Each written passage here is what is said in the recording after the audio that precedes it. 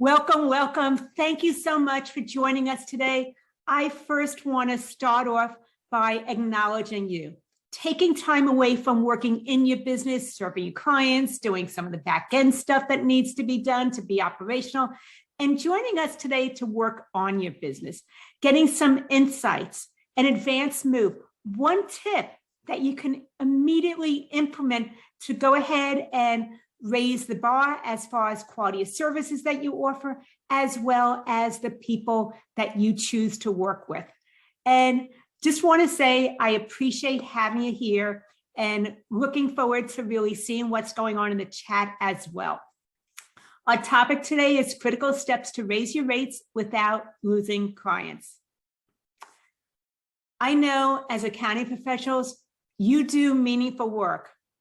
We were talking about earlier in a group coaching call about all the work, the hours, the sweat equity that accounting professionals put in to help their clients when COVID hit with the PPP loans and the EIDL loans. And now there's other things that are coming as the aftermath.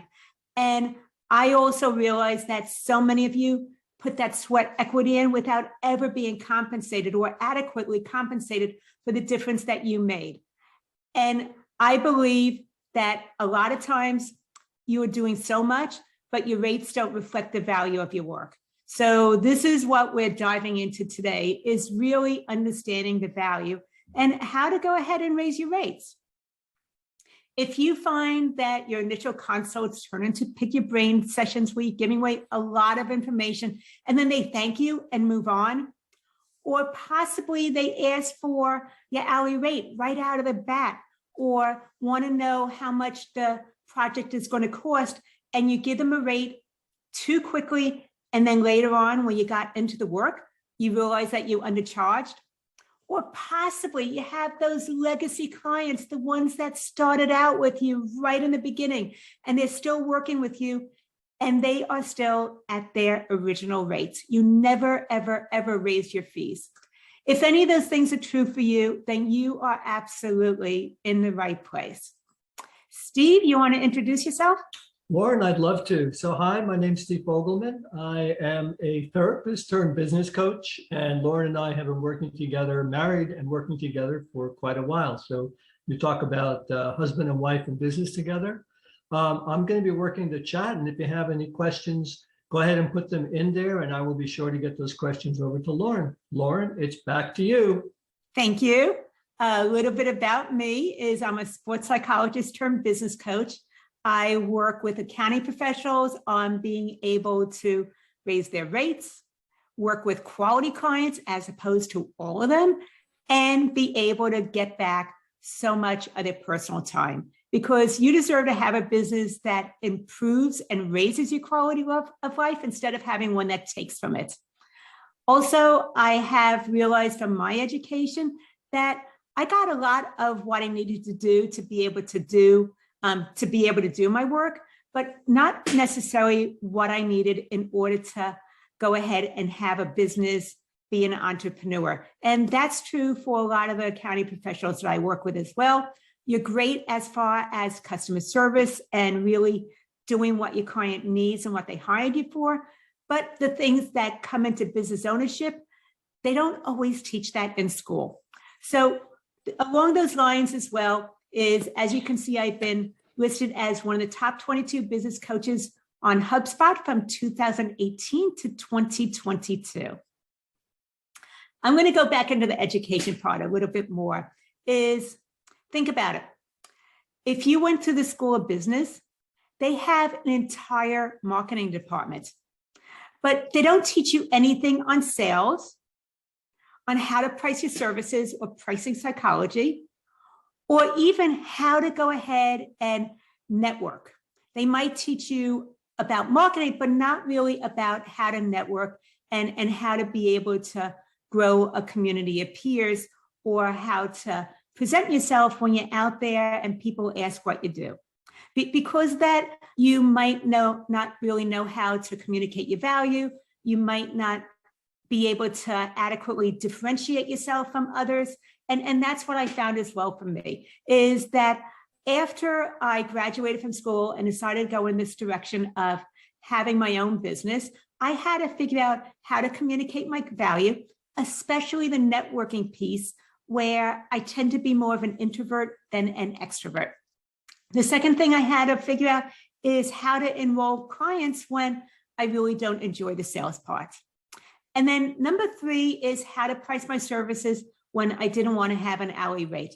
And that is true for the accounting professionals that I speak with, that they need those 3 things also in order to have a firm that they run instead of one that runs them.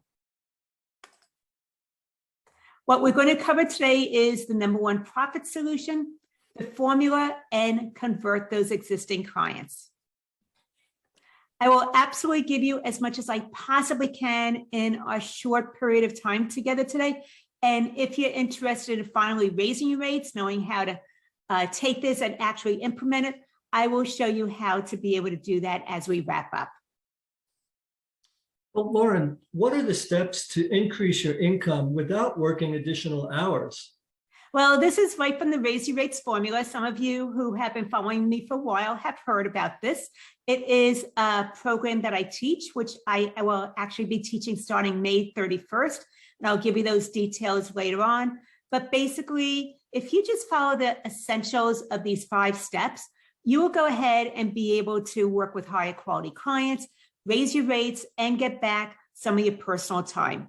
The very first thing, step 1, is understanding who those high value clients are, because I realize that all clients will make you smile. Some make you smile when they come in the door. Some make you smile when they walk out the door. And you want to have more of those clients that when you see their names on your calendar, you just light up, as opposed to clients who you get a communication from them, and instead of lighting up, your blood pressure rises. So we want to have you have more of those high value clients. Number 2 is communicating your value. This is where you know what to say to appeal to those quality clients, because what appeals to a high value client is going to be very different than what appeals to someone that might be a headache client or a low value client who doesn't really understand why they ought to be paying you that much, or what they do, or what you do, or they never implement. So you want to really be able to say the right things to be able to grab the attention of those quality clients. And it differs from what grabs the attention of a low value client. Number 3 is packaging your services. This is where you start to bundle different things that you do together in order to achieve a specific outcome for your client. And I will let you know that the more that you can actually package your services, and we'll touch on that a little bit today, the better it is for you, because you become more efficient. And when you go ahead and separate your fees from time, the more efficient you are, that means the more profitable your work is. Number 4, which we are taking a deep dive into today, is value pricing. This is very different from the traditional pricing models of charging an hourly rate or a fixed fee, because both of those are valuing what you do instead of understanding the value from the client's perspective. So with value pricing, what you're doing is you're actually pricing the client instead of your time and your cost. And then number 5 is what I call consultation mastery. If you don't like the sales part, especially the end of that initial consultation, where you're talking about how to work together, what the fees are going to be, then this is absolutely going to solve that. This is what I call having a value conversation, where you're focusing on what's of high interest to your potential clients. And by really diving into that and understanding what they need, they are going to, at the end of the conversation, naturally ask you, how does this work? So if you want to easily enroll clients and you don't want to pitch them, you don't want to sell them or pressure anybody into working with you, I totally get it. Then having a value conversation is going to do that for you. Well, Lauren, let's go ahead and get started. The first thing we're going to be looking at is the number 1 profit solution. However, before we do that, we have our first poll question. So this is going to rate your pricing confidence. I am highly satisfied with my rates. I'm afraid to raise my rates. I get paid a little and I work a lot. So if you go ahead and do the poll for us, that would be great. And this is also a good time to say, if you do have any questions, please go ahead and put them in the chat. And I will be sure to get those questions over to Lauren. So yeah, please let us know your questions. We will be glad to answer those questions for you. And looks like we're getting close to. Actually, everybody's answered. So if you want to Okay. go ahead and. Great. So highly satisfied with my rates is 7%. Afraid to raise my rates is 71%. Wow. And paid a little and work a lot is actually 21%. So that's Perfect. great. Well, Lauren, you know, often there's an internal resistance between first thinking about raising your rates and then actually doing it, especially with those legacy clients. Why does this happen and what can you do about it? Well, the first thing is I put in the chat, what thoughts keep you from raising your rates? Would love to know. And trust me, you are in good company. It is one of the most challenging things, as I mentioned, to do, no matter what size business you are, whether you're solo or a top Fortune 100 company. I would love to know what is that keeps you from raising your rates. Brenda says pushback from her attorney, lawyer clients. Scott says economy unknown. That is great.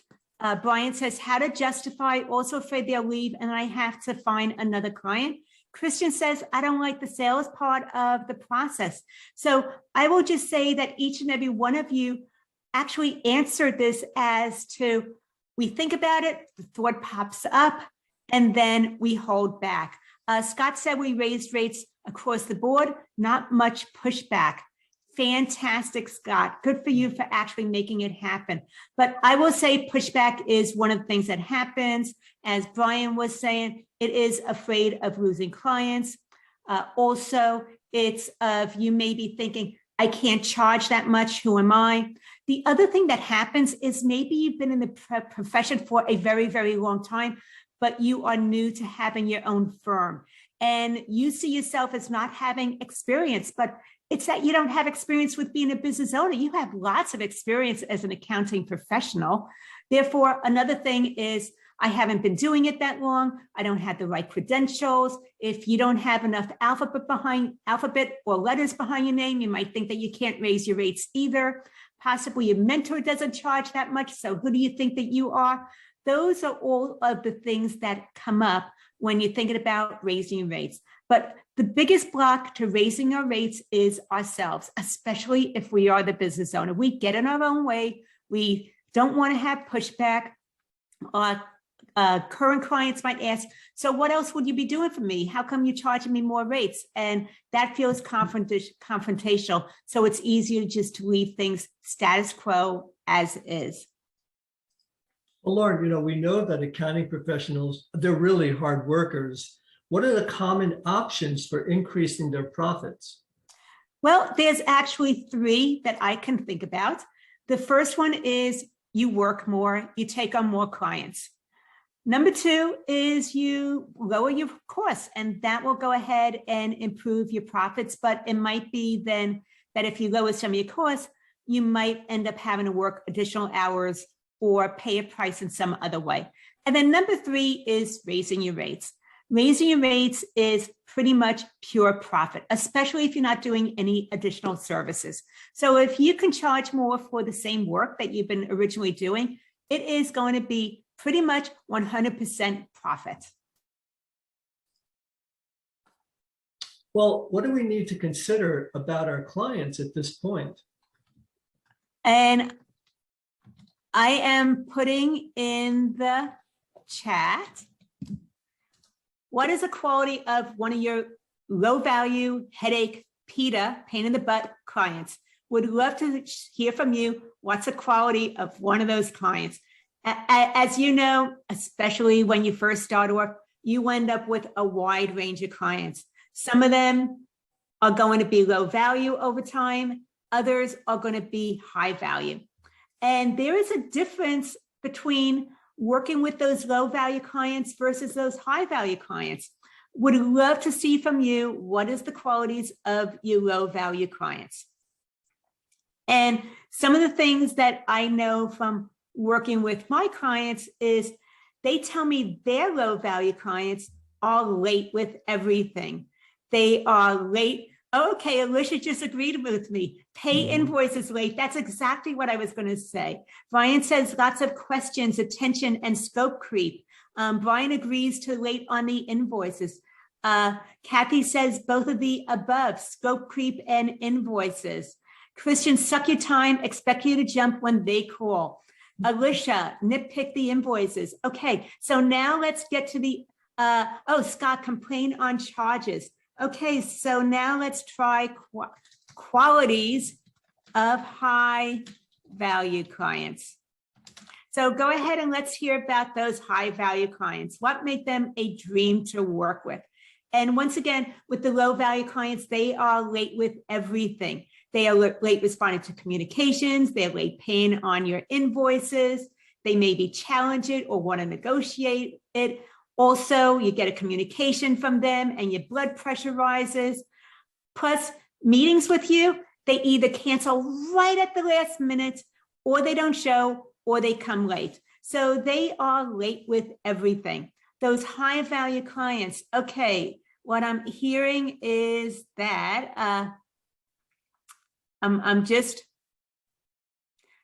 high value clients is very appreciative of your work. Alicia was saying, Scott says, respect our services. Brian, they actually advise me to charge more for what I do. Okay, I'm going to just say, Brian, if you have a client telling you to charge more, that is a sure sign that you are in the right place today. Just want to add to that. Christian says, appreciate your work, apply your suggestions. They follow through. Brenda, thank me for all I do for them all of the time. That is like the bonus of working with a great client. Joanne, they understand their business. They are nice and pay on time. I think that that's really interesting, Joanne, about they understand their business, because what I've seen is so many business owners don't have a clue about how the financials actually work. And some of them have multi-seven-figure business and they still don't have it all set up correctly. They're good clients. They pay deposits in advance and pay balances fast. They pay us high fees and thank us for our help. And Kathy says, agree with the above. So as you can see, a huge difference of going from the low value to the high value. And if you accept everybody, you have a range of them. And then you have some clients probably you end up stuck with that you would love to fire. And I'm going to just ask in the chat, it wasn't planned, but I would love from you, how long did you hang on to one of those headache clients that you wanted to have move on and you just didn't fire them yet? So how long before you actually released them? And please put that in the chat. Okay, Steve, we're on to the next slide. All right. So, value is sometimes difficult as we're listening to these comments coming in to describe, especially when it comes to pricing. What is the metric that you can use to calculate that? Okay, before I answer that, I'm just going to say, as far as how long you've held on to people, usually until they leave on their own. Oh my gosh, they're in charge of your business. They run you instead of you running your firm when that happens. Christian, way too long, and some I still have, but Christian, we're working on that. So we're moving in the right direction. Scott said 3 years, fired each other once before. Okay, that's like being married to someone, getting divorced, then getting remarried. And then Nicole said about 6 months. That's actually not that long, Nicole. Good for you. Kathy says, depends on how irritated I am during tax season. I usually fire at least one per year. This year will be more. I have a clue for you, Kathy. When you do tax season next time, do a hit list. And the ones that are just taking more of your time or non-responsive, put them on your hit list and then shed them once tax season is over. So that's just something to think about. But as far as the client value, if you have low value clients, then you need to work with a lot of clients. This is like going to a budget store. They have things that are going to be low cost. And when I go into a budget store, I am expecting budget service. I'm expecting budget quality. So that is something to think about. It's very, very transactional. Similar to doing 1099s in January. You know you don't have time for really doing the extra work. Sometimes even keeping up with your regular workflow is a challenge during January when you're getting all those 1099s out. Or think if you do taxes, think about a firm that does 1,000 taxes during tax season. And you know they don't have any time for calls. They don't have any time for their personal life. They are working 7 days a week, 70 to 80 hours a week. Every waking hour is related to tax. So when you have a lot of clients who pay you a little bit of money, it is quantity. It's like a factory. It's very, very transactional. Now, when we go to the opposite end of the spectrum with high quality, high value clients, that means that it's quality. It is more relational and less transactional. You actually know some things about each of your clients. You're able to do more of that higher level work if you're moving in the path of adding in more consulting or advisory services. And think about that for your firm. Which one is going to be right for you? And no right or wrong here. Do you want to focus on having a lot of clients that don't pay you a lot of money, but you have a lot and that meets your revenue needs? Or do you want less clients where you're more hands-on, you're more involved, it's more relational, and you're able to do some of those higher level consulting advisory services? Your choice, but it is something that I encourage you to make a choice about. And then if you're not satisfied with where it is, there are some things that you can do. We focus on that in the Raise Your Rates formula to have more of those quality clients in order to increase your revenues, get back your time, and still have your bank account grow. Well, one of the benefits, Lauren, of raising the value of a client. Well, I'm actually on figuring out the client revenue, and I apologize for not keeping up with you, Steve. Sure, no problem. So what I would like you to think about when you're looking at your clients, we're talking about value of a client, is look at how much does a client pay you over the course of 12 months. And just get an idea as to your clients and how much they each pay you over the course of 12 months. And is that satisfactory to you? If you have those clients that are paying you that much on average, is that going to help you meet your revenue needs without having to sacrifice other parts of your business? And that gives you some insights as to where you're at as far as pricing. If you're happy with the average value of a client and you're not working more hours than you want to, then you're in a good place. But I will let you know there's typically room to go ahead and raise your fees without having to work any additional hours. So go ahead at some point and take out your yellow legal pad, open up an Excel spreadsheet, and look at your clients, where they're at, and are you satisfied with the value of a client over a year? Okay, can you ask that question again? Because I don't remember it, Steve. Sure. What are the benefits of raising the value of a client? Well, these are just 5 things that I came up with off the top of my head. If you see any of the benefits of raising the value of a client, please share them in the chat.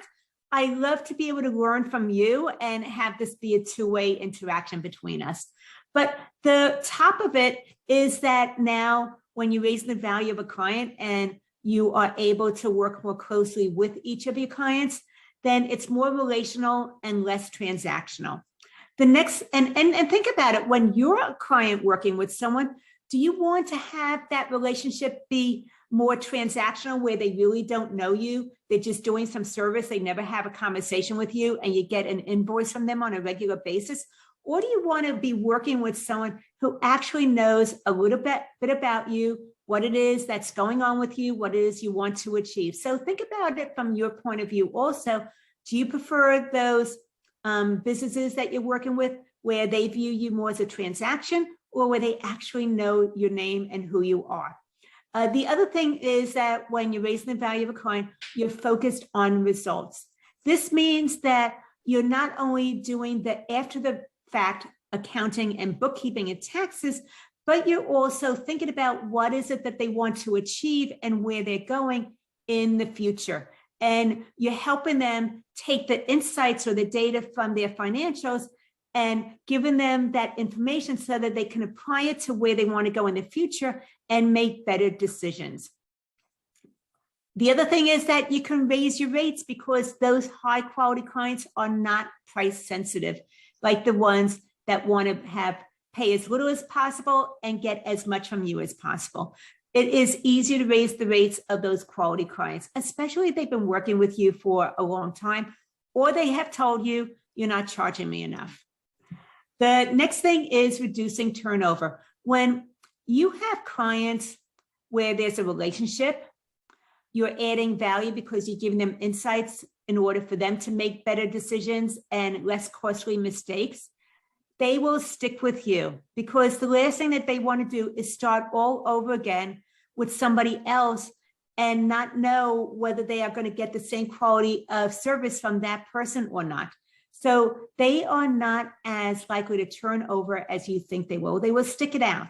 And then the last one that I have is that if you have a quality client, they're paying you really good fees for your services, then it also increases the lifetime value of a client. So once again, we talked about earlier, the year-long value of a client. Now think about if you were able to raise the rates, what happens to the lifetime value of that client over the years that they remain with you? The other thing that Christian was saying as a benefit of raising the value of a client and working with someone over and over again is that it is more efficient. When you separate your fees from time and you become more efficient, that means that your profit margin goes up. But think about it, when you're charging an hourly rate and you're adding in technology or you're charging your time and you become more efficient, that means that they're going to be paying you less for the same service. And that's like punishing yourself. I just want to say that right off the bat. You're not incentivized to be more efficient when you have an hourly rate. With Karen, when we first met, even though she has a team working for her, a staff, she was still working too many hours. I believe she was working at least every day, not always a full day, but she was definitely working on a daily basis in her business. She kept too much on her plate and didn't delegate it to her staff. What we did is we focused on her niche, and she actually had one. She works with attorneys, as well as how to be able to have a higher quality client and convey that to her clients, because she didn't like pushback or having conversations about raising rates because she didn't want to have to justify why she was charging more. What we did to move in that direction is we came up with her packages. This is where we came up with a silver, gold, and diamond package. It showed what was in each of the different packages, and then we started enrolling her current clients into the new packages, as well as bringing new clients into packages as well. As a result of that, she was able to triple rates with current clients. She was earning more. And because of the fact that she had more profit in her business, that meant that there was more available to pay herself. She didn't have to work as much because she was becoming more efficient. She was able to get things off of her plate onto her staff's plate, and she just bought her dream home. Now, Karen's dream home is a house that was built in the 1800s that needed to be remodeled, like completely gutted.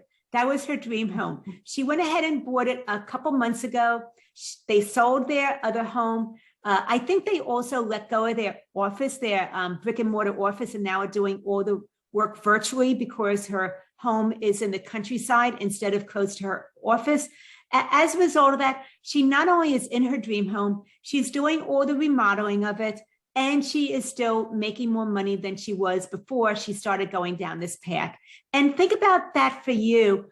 What I love to find out about is not only is it that you're bringing in more revenues, but what is that you will do once you free up your time and you get those hours back? How does that improve the quality of life? Do you get to spend more time with your family? Do you get to be more involved in community activities? Maybe you have the ability to now travel more without having your laptop open all the time and your family's going out on excursions and you're stuck doing some client work. So think about how that improves your quality of life, not just the revenues in your bank. Well, Lauren, we're going to move forward to the formula. Before we do that, we have our next poll question. How do you charge your clients? Do you charge hourly rate? Do you charge flat fee, value pricing, or a combination? So once again, how do you charge your clients? Do you charge an hourly rate? Do you charge a flat fee? Do you charge value pricing? Or do you charge a combination? And Lauren, I know that our chat has been really, really active, which I really appreciate. And I do have one question that I wanted to send over to you. Yeah. Is there a difference between fixed and value pricing? Well, there absolutely is a difference. The one thing that's similar between the two is that it's a known rate. You and your client know what they will be paying you every single month. That is the main similarity. The difference is that when you have a fixed rate or flat fee, then you're coming up with a price based on what's important to you, which tends to be time, cost, and maybe some profit margin built in. When you have value pricing, then you're going ahead and actually pricing your services from the client's point of view and what's valuable to them, as opposed to what's valuable to you. When you do that, you're actually able to probably charge 2 to 3 times more than if you just look at a fixed flat rate based on your time and cost. And well, we do have the results. So yeah. Our hourly rate, 25%, flat fee is 17%, value pricing is 8%, and a combination is 50%. So thank you. Thank you all for that. Well, one of the things to think about as I'm talking about value pricing, this is the essence of it. Your client needs to believe that what they have to gain from working with you is greater than the fees that they are paying you. I'll go ahead and say that one more time. Your client needs to believe that what they have to gain from working with you is greater than the fees that they are paying you. That is the essence of value pricing. Well, Lauren, what does it mean when you say 5% leads to 22%? From my research, as I was preparing for this presentation, I found a stat that says if you increase your rates by 5%, then you ought to have a 22% increase in profits. That's just something to think about, is a 5% increase in rates leads to a nice profit margin increase. Well, determining value can really be confusing. I know that's for sure. What things do clients need to consider when they're deciding to hire your firm? When you are looking at clients working with you, and maybe you're talking with a current client about raising their rates, or possibly a new client that's looking to hire your firm, there are 3 main considerations: quality, service, and cost. As you can see, quality and service are actually above cost for the majority of your clients. The quality is the relationship. What is it like working with you? Are you responsive to their communications when they have questions? Can they ask you what you see as a fundamental question without feeling stupid or embarrassed about asking it? Are you going to give them insights in order for them to make better decisions moving forward or increase their profit margin? That's some of the things that they want to know about, is the quality of the relationship. The service part is service delivery. Do you have the skill set, the know-how, and the tools to be able to deliver on what they hired you to do? And will you do it in a timely manner? Because I've seen so many times somebody's leaving an accounting professional, whether it's their tax person, their enrolled agent, or their bookkeeper, because they didn't really get what they thought they were hiring that person for. They didn't get it in a timely manner. Maybe their books weren't closed out, the end of month closeout didn't happen on a regular or timely basis. So think about that for you, is your clients are looking at the relationship as well as service delivery, which is knowing, believing that you have the skill set, the knowledge, and the tools to be able to do what they hired you to do within a time frame that they expect you to deliver those results in. And then the third thing is cost. But people want the best that they could possibly get for the money that they have to invest in that service. And that is true for all of us. We have our budgets, we have an idea as to how much we want to invest, and we want to get the absolute best for that investment. That is true for you, and that is true for your clients as well. Now, the only clients that are going to put cost above quality and service are your price-sensitive clients. The ones who want to pay as little as possible and get as much as possible, or they'll try to negotiate, they'll go ahead and question your invoices. Those are the ones who put price first. Everybody else, they're looking at the relationship and your knowledge and skill set. Well, Lauren, sometimes you're uncertain about how to communicate your value. Do you have any insights on how to do that? This is what I call a value conversation. It's right out of Module 5 of the Raise Your Rates formula. If you don't like the sales conversations, this is absolutely what you want to do. In fact, in the program, there is one of the resources is the actual script of what you want to be asking when you're having an initial conversation with a potential new client. But what you want to do is think about understanding their challenges. What is of top of mind to them? Because they are not reaching out to you when things are good enough. And would love to know from you in the chat, what are some of the concerns that your clients have or challenges? What do they want you to fix when they first reach out to you? So what concerns or challenges do clients have? And I'm putting that in the chat.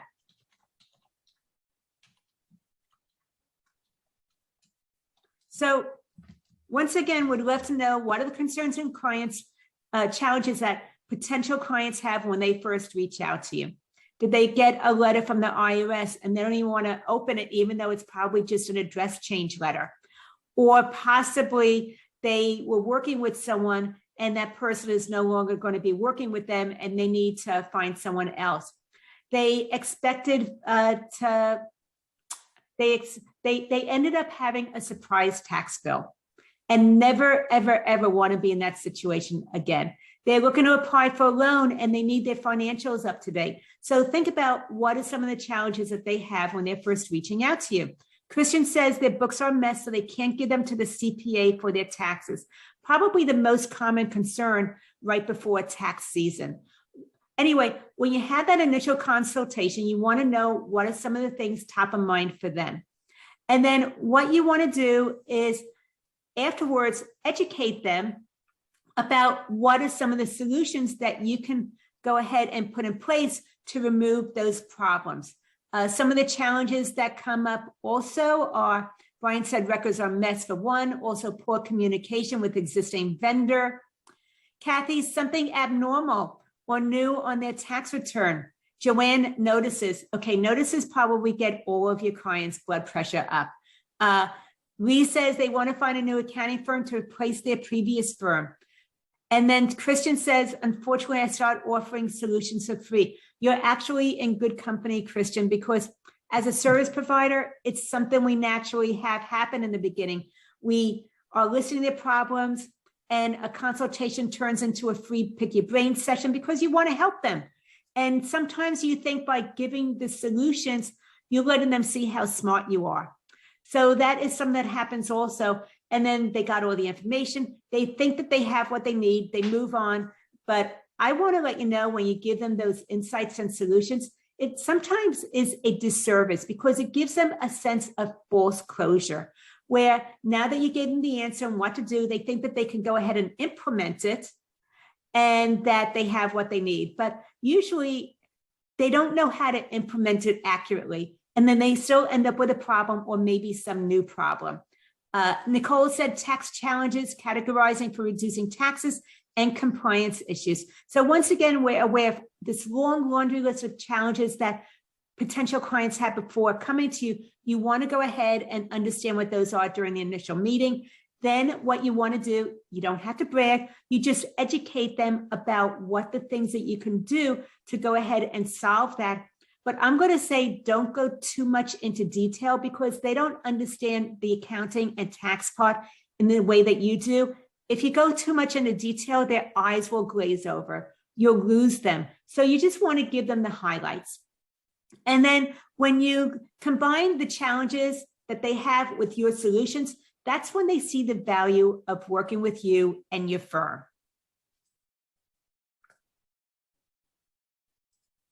Well, Lauren, you've really shared a lot and got into the mindset about pricing and buying decisions. And many of our clients, I know that they want to earn more, but they're really unsure how to start. What do you recommend to start separating their fees from time and help them transition to value pricing? This is the first steps to value pricing. And it's similar to learning to ride a two-wheel bicycle. At first you have training wheels because you're a little bit shaky on it. You need to figure out how to balance in order to take off those training wheels without falling over and scraping your knees. I call this good, better, best. What you want to think about is you have potential new clients coming to you. Come up with that flat fixed fee that you would originally charge them, which is typically multiplying how much time you think it will be by your hourly rate. Now, what we want to do, instead of offering them that initial flat fee, we're going to offer them your new good rate. You'll take that flat fee, multiply it by 1.5. That's your new good rate. Enroll 3 people at your new good rate. This gives you some insights that people aren't quite as price sensitive as you think they are. After you enroll those 3 people, we're going to go up to tier 2, which is the better rates. Once again, people are coming to you, come up with that initial flat fee you were going to charge them. Now let's multiply it by 2x. This will have you earning double without doing any additional work. Also, you'll start working with a better client who values and respects what you're doing for them.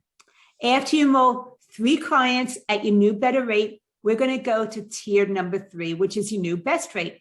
You'll have those people coming to you. You come up with that original flat fee. We're now going to go ahead and multiply it by 3x.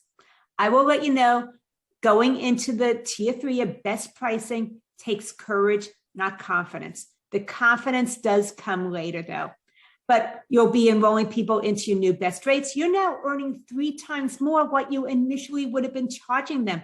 No additional time spent working. You have better insights as to that initial consultation and how to ask questions and have a conversation to have them see the value of working with you. You know what questions might come up where they want to know more about why they should be paying you that much fees, and you're better able to answer those questions.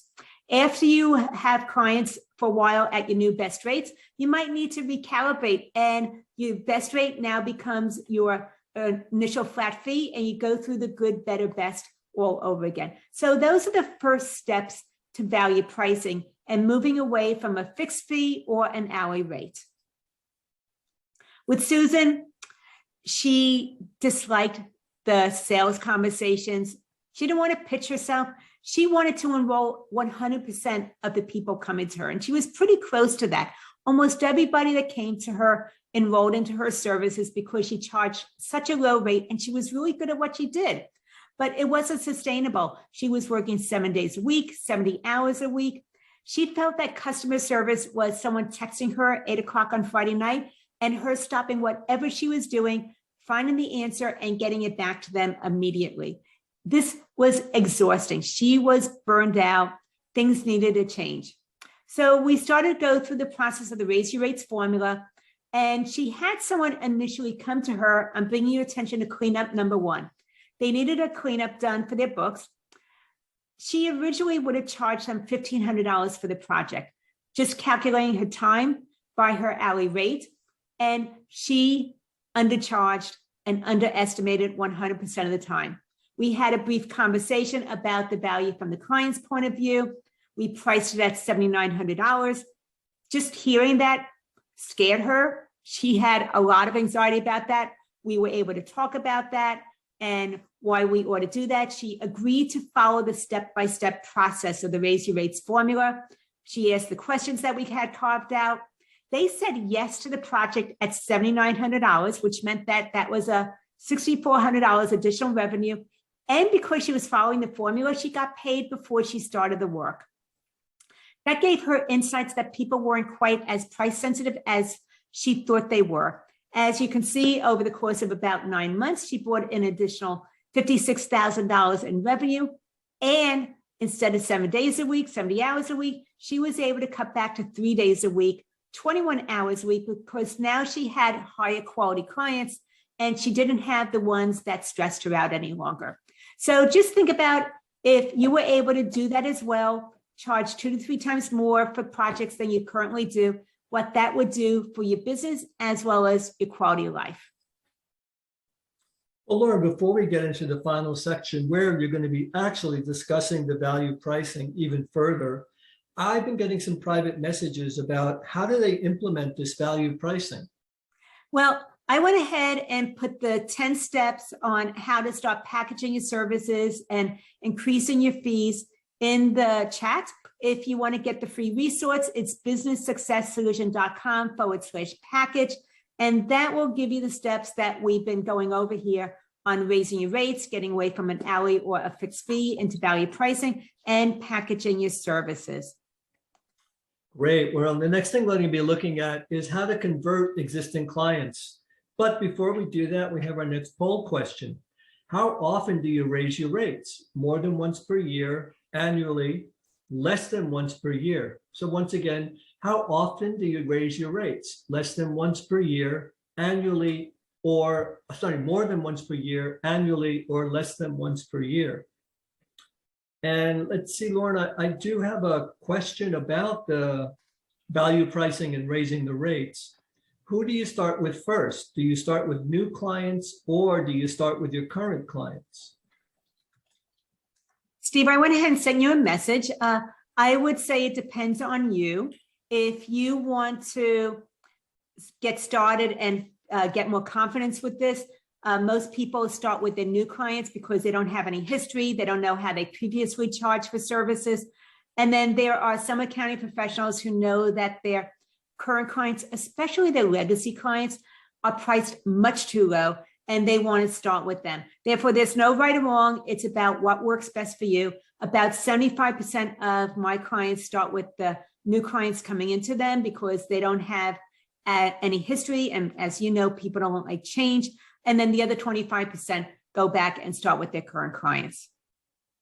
So how often do you raise your rates? More than once per year, 8%, annually, 25%, less than once per year is 67%. Thank you. And what I want to say as we're talking about raising rates, especially with your current clients, is to understand, because most of your clients, especially if they've worked with you for quite a while, they have trust. They trust that you're going to be taking care of them, that you're really looking out for their best interest. As a result of the relationship with you, also, they have loyalty. You can go ahead and raise your rates, and most likely 82%, if not more, I've seen as high as 100%, will go ahead and continue moving forward and working with you. You will not get as much pushback as you think that you will, because trust and loyalty are what most people care about more than price. They don't want to have to start all over with somebody else. And I'm going to go through the 5 steps for raising rates with current clients. The very first thing is you want to somehow communicate that your new rates. What you want to do is send a letter to your clients, typically email, that you're making some changes to your business model and want to have a conversation with them. You don't want to put in the letter about your costs going up or any justification why you're raising your rates. You just want to let them know that you're making some changes to your business model and you want to have a conversation with them. After that, you reach out and you schedule the conversation. If you have a team, I'd rather you have someone else on your team. Go ahead and reach out to your clients and get something on your calendar. When you are in that conversation with them, what you want to do is focus on their needs, their wants, and their desires. Their needs are the essentials that they need right now to keep their business operational. Their wants are the things that they know that they ought to have in place, but haven't put in place yet because they might not have the time, they might not have the knowledge, or there might be some other reason they've been postponing it.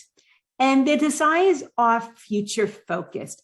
It's where they're going, what they want to achieve, a milestone, a key to their success path and their journey. And I'm going to say that is where your highest value comes in. If you can show them how you can help them achieve that desire that they have faster, better, with less cost or sooner than if they didn't have you on their team. That is where you are golden. So once again, meet with them, find out what it is that they want to achieve. I like to look over the next 12 months, find out why that's important to them, and then educate them about what you can do to help them achieve it faster, better, less costly, less angst, or sooner than they expected. Number 4 is people don't like change, especially current clients. So there might be some objections. Instead of having that objection throw you off and raise your anxiety, where you're shutting down the conversation, what I'd like you to do is not see it as confrontation. I'd like you to get curious about the story behind the objections, just like you know the story behind the numbers. You love understanding the story behind the numbers. Well, there's a story behind the objections also. And what you want to do is think about what are your top 3 to 5 objections that might come up. I went ahead and put 3. The top one's going to be price. What's changing if I'm going to pay you more? And they need to think about it. So those are the top objections that might come up when you're talking with current clients about raising rates. But think about what will those top objections be. Come up with a soundbite that you can write out. That way you know how you want to respond to it when it comes up. And then you want to practice it. Do a dress rehearsal, whether it's in front of the mirror in your bathroom, with your pet animal, or possibly with a coworker or somebody else that will role play with you, and practice it out loud, because what you script out on paper and how you say it out loud are 2 different things. And when that objection comes up, you want to be able to respond. You want to be able to respond naturally instead of it sounding scripted. So prepare for those objections. And then the next part is discuss the payment. Discuss the investment, discuss how you're going to receive payment, what the terms are like. Are they going to be paying you before you do the work, which is my preference, and that's something that we teach in the Raise Your Rates formula, or are they going to be paying you after the fact where you're still invoicing? I will let you know that getting prepaid before you do the work saves you time, saves you headaches, and you no longer have to chase money. It is a lot more efficient and effective. So those are the 5 steps of the Raise Your Rates formula. You want to go ahead and communicate to your client that you're making a change. You want to schedule a conversation. You want to have that value conversation where you're understanding what's important to them, especially over the next 12 months, and how you can help them with it. Be prepared for some objections and discuss the payment part, especially if you're shifting over from invoicing into prepayment. You want to be able to explain how this works. With Rihanna, she said yes to everybody, which meant that she had a wide range of clients when she first started meeting with me, and it wasn't very efficient for her.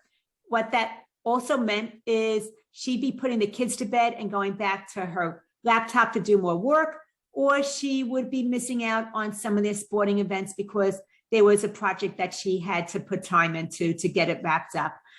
Because of that, she was missing out on a lot of things with her family, and she didn't want that happening any longer. So we went ahead and did something similar as what I spoke about with Karen, which is right out of the Raise Your Rates formula. We created her silver, gold, and platinum packages. She went ahead and defined her niche. She didn't want to work with everybody anymore because it wasn't very efficient for her. She chose the restaurant industry as her niche because that's where she had prior professional experience before opening up her own firm. And that people in the restaurant industry need some different things than people that might be in construction or health and wellness. These are the packages that she came up with. She actually put them on her website, and she's allowed me to share them to give you inspiration or something to model, but please do not copy them. They are proprietary to Rihanna. But once again, she went away from having the long laundry list of services listed on her website into offering packages, and then people could then decide how they wanted to work with her and which package was a best fit for them. And we're going to wrap up. Steve, you want to take it from there? Absolutely, Lauren. So this is what we covered today. We went through the number one profit solution. We went through the formula, and we went through converting existing clients. And Lauren, you really shared a lot. And now I think that some of them can get started. But I think that there are others who really don't want to figure this out on their own. What do you recommend for our listeners who would like to raise their rates? Well, if you feel you got value from our time together today and that you are ready to earn more, raise your rates, especially with your legacy clients, you want to separate your fees from time and start packaging your services and really have my eyes on coming up with your packages so that they're priced right and you have the right things in them that are of value, then I suggest you look at the course, the Raise Your Rates formula. It does start May 31st.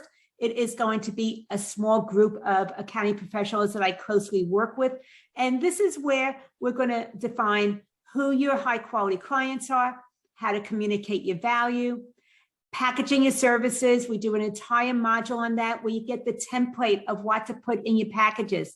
We have an entire section on pricing them where I'll go through your rates with you and make sure that you priced it accurately and not undercharging, because you're looking at it from your time and cost instead of coming from the client's point of view and what's of value to them. If you would like to shift away from invoicing into getting prepaid, we'll talk about that also.